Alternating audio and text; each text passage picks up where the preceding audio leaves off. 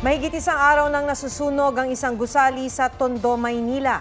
Pahirapan ang pag-apula dahil sa samut-saring gamit pang hardware na nasa warehouse. Mula sa Tondo, Maynila, may live report si Jomer Apresto. Jomer? Maki Sandra, pasado alas 11 na ng gabi, inaapula pa rin ang sunog mula dito sa isang bodega sa Tondo, Maynila. Mahigit 27 oras na ang nakalilipas, nananatili pa rin sa ikalawang alarma ang sunog. Halos 70 truck na ng bumbero ang rumesponde rito.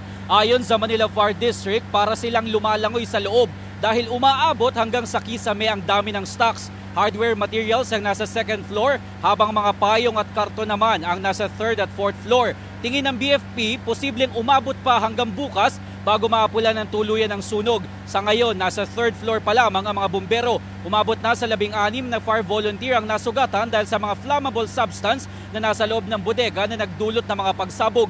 Batay sa datos ng BFP, aabot sa halos 20 million pesos ang halaga ng mga napinsalang ari-arian. Kailangan po namin steady po tayong water supply and manpower. Siguro po medyo matatagalan po ito kasi building po ito.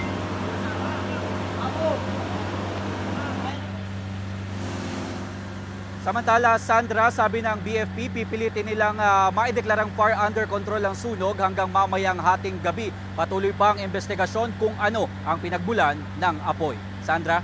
Maraming salamat sa iyo, Jomer Apresto.